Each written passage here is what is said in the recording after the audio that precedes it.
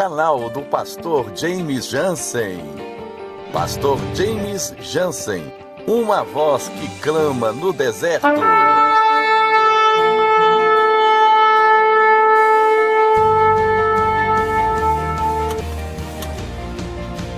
A paz do Senhor Jesus Cristo, meus irmãos, a paz do Senhor Jesus Cristo, minhas irmãs. Aqui na sua comunicação, seu irmão em Cristo, pastor James Jansen. Meus amados, minhas amadas, venho nessa oportunidade a gravar este áudio, a trazer uma palavra que Deus colocou em meu coração para você. Uma palavra de edificação, uma palavra de despertamento, uma palavra de exortação, uma palavra de orientação. Mas antes eu gostaria de dizer que não será um estudo, vamos dizer assim, porque um estudo ele automaticamente deveria prolongar bastante, né, esse áudio com muitos e muitos outras referências, mas assim, será algo bem resumido, porém tentarei ser o mais claro possível, segundo o Espírito Santo, segundo a orientação, a sabedoria do Espírito Santo, para poder te ajudar. E algo muito importante que eu gostaria de falar é exatamente esta dúvida que paira, né, que fica na mente de muitos irmãos, de muitas irmãs, a respeito de roupas, a respeito de vestes.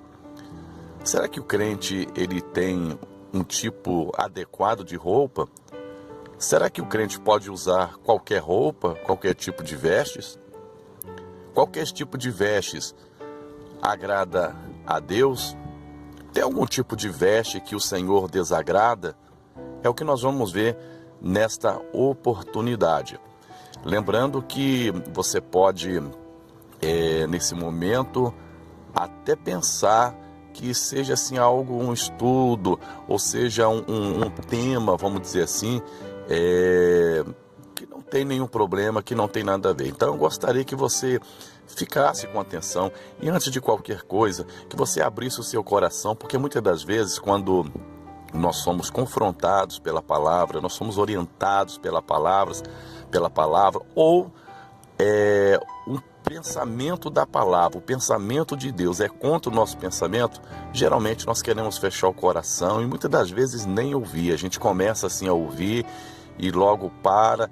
Então é importante que você ouça até o final, é importante que você possa examinar as Escrituras, pois muitas pessoas às vezes ficam assim meio que perdidas, né? Um fala uma coisa, outro fala uma coisa, uma igreja pode, outra igreja diz que não pode, alguém diz que teve uma revelação assim que Deus cobra, o outro já diz que tem uma revelação que Deus não cobra, e a pessoa muitas das vezes ela fica desorientada. Mas escute o que eu vou te dizer, a maior profecia, a maior revelação é a palavra de Deus. Claro, nós não vamos desprezar aquilo que Deus mostra, aquilo que Deus revela aos seus servos, os profetas, né, aos seus vasos na terra, quando Ele quer falar. Mas, em hipótese nenhuma, nós temos que fazer isso ou aquilo alicerçado em determinadas experiências, porque nem toda experiência significa que é para todo mundo. Às vezes, Deus requer algo de mim que não vai requerer algo de você. Mas tem coisas que vamos dizer assim, é uma ordem universal, né? É algo que não é só para não é uma experiência particular, é uma doutrina, é um ensinamento, é algo que se refere a todo o corpo de Cristo. Então nós não podemos correr dessa responsabilidade. E eu quero te dizer também que você, examinando a palavra, você tendo o alicerce da palavra, pode vir, melhor dizendo, quem quiser vir falar isso ou falar aquilo, que você vai ficar alicerçado, ninguém vai te enganar. Podem pregar um outro Jesus, um outro evangelho, ainda que um suposto anjo desça do céu com outro evangelho, mas como o apóstolo Paulo nos orientou, se assim sucede, se é um outro evangelho, que seja anátema. Se for até mesmo alguém que um dia pregou a santidade, pregou a verdade, orientou dentro da palavra, se hoje mudou, então não creia mais, vamos ficar com a palavra de Deus, tá bom? Então vamos lá, Vamos aqui para as referências por causa do tempo. Então vamos lá. Primeiro versículo aqui, primeiro capítulo e versículo que eu queria compartilhar com você, está aqui em 1 Coríntios capítulo 3. 1 Coríntios capítulo 6, primeiro aos Coríntios. Se você quiser, você pode acompanhar aí na Bíblia Sagrada, ou se preferir, depois você vai meditar com calma. De repente você está me ouvindo aí dirigindo, né, no trabalho, no local que não é essa possibilidade, mas depois é bom você abrir. Vamos fazer como aquelas pessoas que estavam lá em Bereia. Paulo falava, Paulo pregava e eles conferiam para ver se era verdade. É muito importante também o crente, ele ser como os moradores de Bereia, os bereanos. Vamos para a palavra, vamos conferir para ver se realmente está escrito. 1 Coríntios capítulo 6, versículo 19 e 20, que nos diz assim: Ou não sabeis que o vosso corpo é o templo do Espírito Santo, que habita em vós, proveniente de Deus, e que não sois de vós mesmos? Porque fostes comprados por bom preço. Glorificai, pois, a Deus no vosso corpo, no vosso espírito, os quais pertencem a Deus. Preste atenção nesse versículo 20. Porque fostes comprados por bom preço, glorificai, pois, a Deus no vosso corpo e no vosso espírito, os quais pertencem a Deus. A primeira coisa que eu queria destacar é que a palavra, ela mostra, né, a palavra de Deus mostra para nós a importância do nosso corpo. Então, o corpo, sim, ele tem participação na santificação para a salvação. Há muitas pessoas que dizem que Jesus só quer o coração, mas não entende que o coração não é essa bola de carne, né? Essa bomba que bombeia o sangue dentro de nós. Quando a Bíblia diz, filho meu, dai-me o coração, está dizendo, dai-me a tua vontade, os teus pensamentos, faça a minha vontade. E se realmente o nosso coração é do Senhor, nós temos que lembrar que não só é o nosso coração em si, mas tudo que é em nós. Jesus não quer 50%, 80%, Ele quer 100% de cada um de nós. Corpo, espírito, alma e corpo. Muitos estão preocupados somente com o espírito e com a alma, mas estão se esquecendo que o nosso corpo Deus nos deu para poder ser casa, templo, morada do Espírito Santo. Então o Espírito Santo, ele habita em nós. Agora você imagina, se eu não cuidar do meu corpo, se eu não adornar o meu corpo com a santidade, como que o Espírito Santo ele vai se sentir à vontade? Se o próprio termo já diz Espírito Santo, o Espírito de Deus, ele é santo. E Deus, o Espírito de Deus, ele exige santidade. Para ele poder estar na vida de alguém, ele exige santidade. Uma coisa é você sentir a presença dele somente, e outra coisa é não somente sentir, mas você ter ele na sua vida. E para você ter ele na sua vida, e mais do que isso, conservar ele na sua vida, você precisa conservar a sua vida. Você precisa conservar espírito, alma e corpo. Como também uma outra referência que eu queria compartilhar com você, em 1 Tessalonicenses capítulo 5, o versículo de número 23, também se você quiser você pode acompanhar. 1 Tessalonicenses capítulo 5, versículo 23, que nos diz assim: E o mesmo Deus de paz vos santifica em tudo, e o vosso espírito e alma e corpo sejam plenamente conservados irrepreensíveis para a vinda de nosso Senhor Jesus Cristo. Então observe que o apóstolo Paulo, mais uma vez escrevendo aqui, mostrando a necessidade sobre a santificação do corpo. Eu queria falar então hoje sobre vestes. Uma outra oportunidade eu vou falar sobre pinturas, sobre brincos, se Deus aprova, se não aprova, o que a Bíblia fala, o porquê que a Bíblia fala.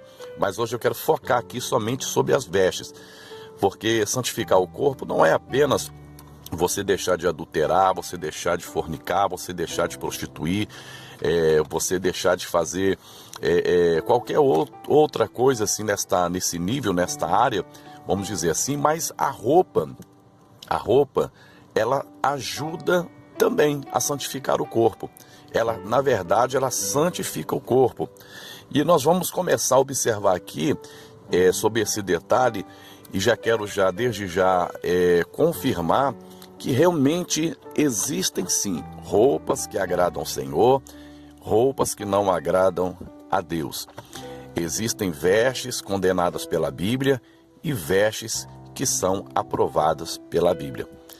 Eu quero dizer para você que talvez você já serve ao Senhor. Não estou falando diretamente para você que é um novo convertido, que está começando agora a se libertar.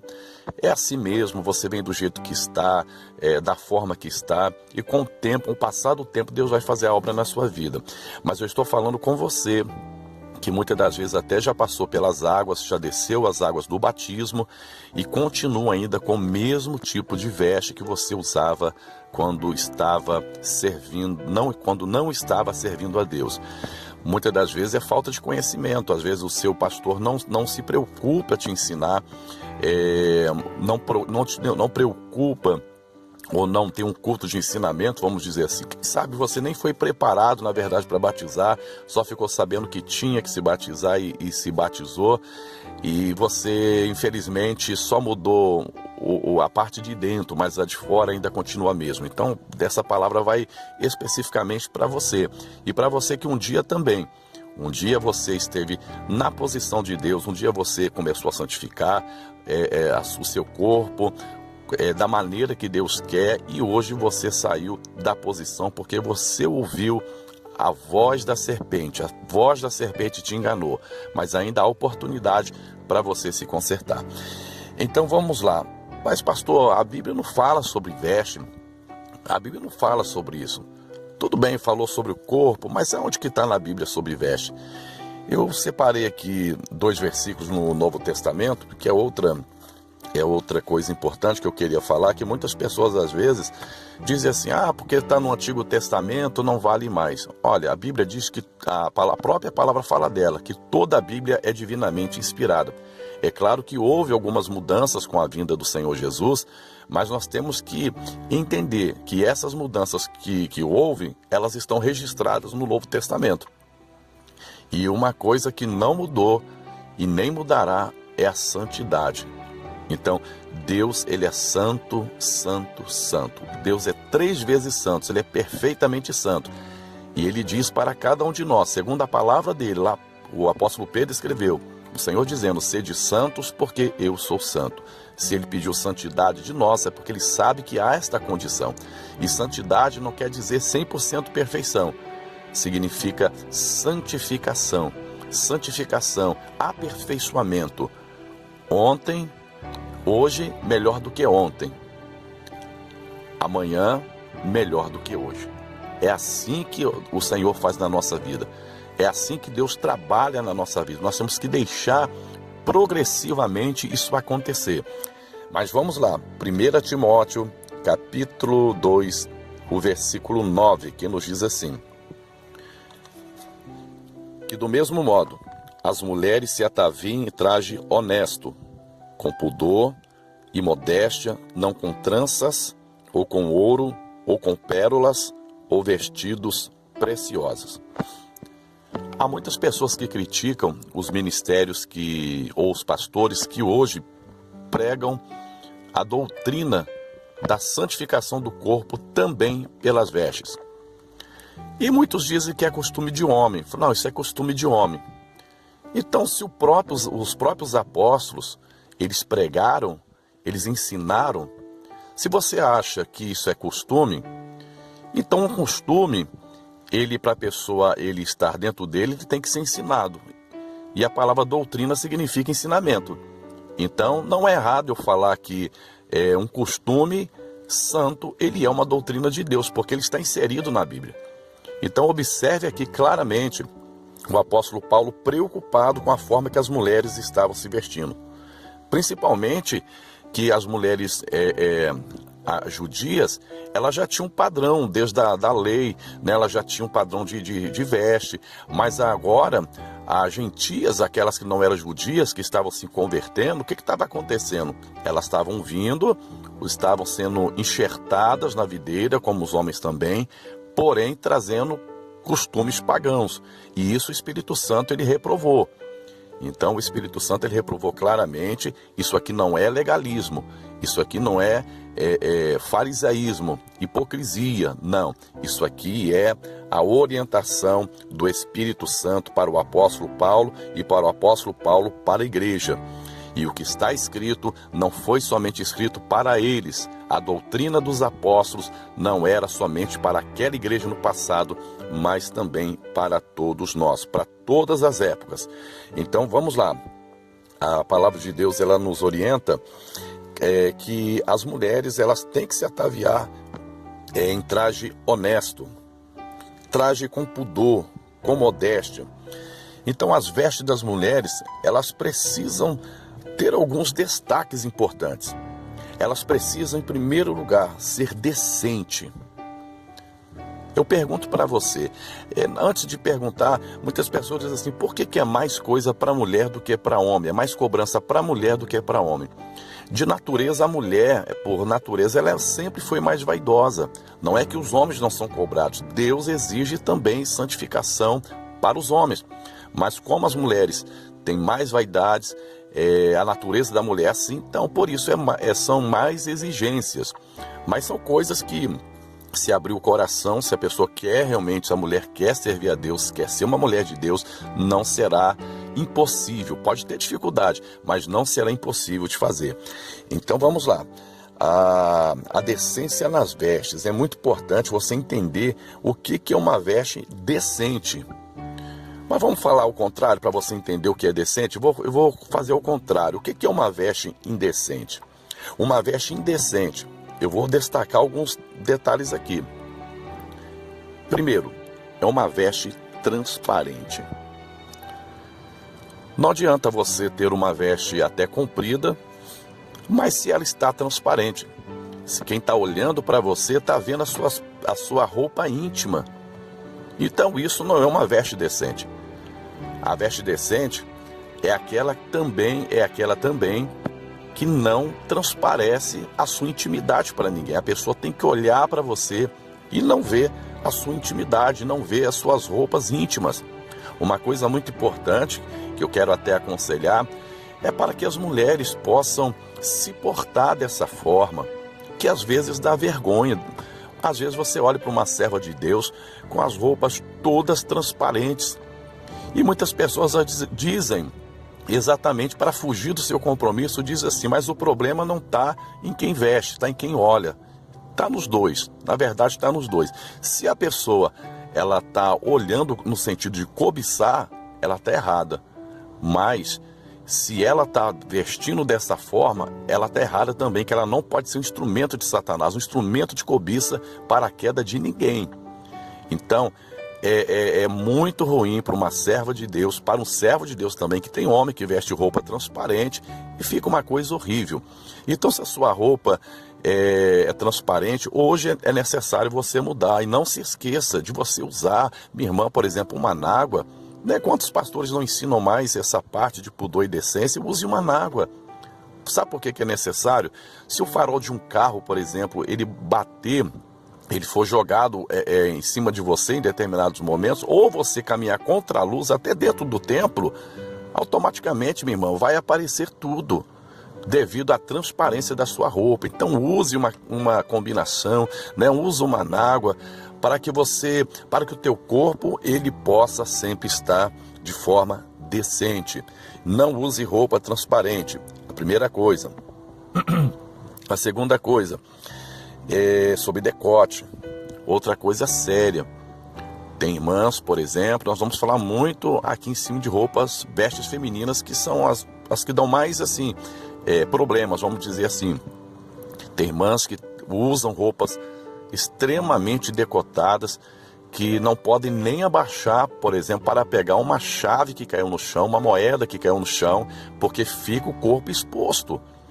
Então é necessário a serva de Deus andar decentemente. Essa veste com esse tamanho desse decote, Deus não agrada. É necessário você então fechar este decote, você encurtar aí este decote. Outro tipo de decote também que torna uma roupa indecente que não torna a roupa decente, mas torna a roupa indecente, é o rachado nas saias, é a abertura nas saias. Muitas das vezes na frente você olha assim, parece que está até direitinho, mas quando você olha por trás, é aquele decote que vai lá em cima, é aquele rachado nas saias que vai lá em cima. Ou muitas das vezes o rachado, o decote das saias é na frente mesmo, e quando a mulher ela senta, né, tem determinadas irmãs que sentam com uma vestimenta assim, misericórdia, né, o corpo dela, a coxa dela, as pernas dela fica todo exposto. Aí eu te pergunto, para que usar uma roupa dessa maneira, transparente, decotado com esses rachados? Não tem outra explicação a não ser mostrar o corpo.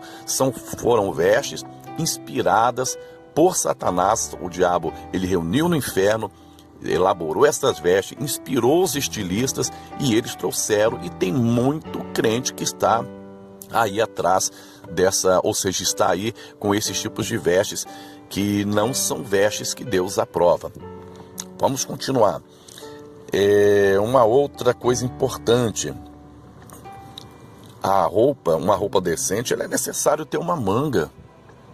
Você precisa ter uma manga, de preferência aí, uma manga bem comprida. Então tem pessoas que não gostam de usar uma manga comprida, tudo bem, mas que pelo menos seja abaixo do meio do braço, né, de uma forma bem decente, né, para que o seu corpo ele possa ser preservado. É muito importante também eu falar sobre isso. Uma outra coisa também que eu queria falar é sobre as saias. Minhas irmãs, meus irmãos, eu já falei sobre roupa apertada, né? Não adianta ter uma roupa longa se a saia da irmã está arrochada, se a calça que o irmão usa está arrochada, está apertado, marcando todas as curvas e detalhes do corpo. Isso aí é roupa indecente, isso não é pudor, e o apóstolo Paulo, usado pelo Espírito Santo, combateu isso. Você pode até me dizer assim, mas naquela época não existia saia e não existia calça comprida. É claro que não existia, era outro tipo de vestimenta, mas dentro do contexto daquela época, era necessário ter o pudor. Como hoje nós não estamos mais no Oriente Médio, como nós não estamos mais na época de Jesus, as vestes de hoje elas precisam ser também com pudor, também com modéstia, independente da qualidade, precisa ser. Mas vamos lá, então é necessário que as roupas elas sejam compridas. Para que o homem ele vai usar um short? Para que o homem ele vai usar, por exemplo, uma bermuda para mostrar suas pernas? É mais importante, santifica mais uma calça comprida. Sem contar que outrora o short, isso era roupa íntima na antiguidade. Hoje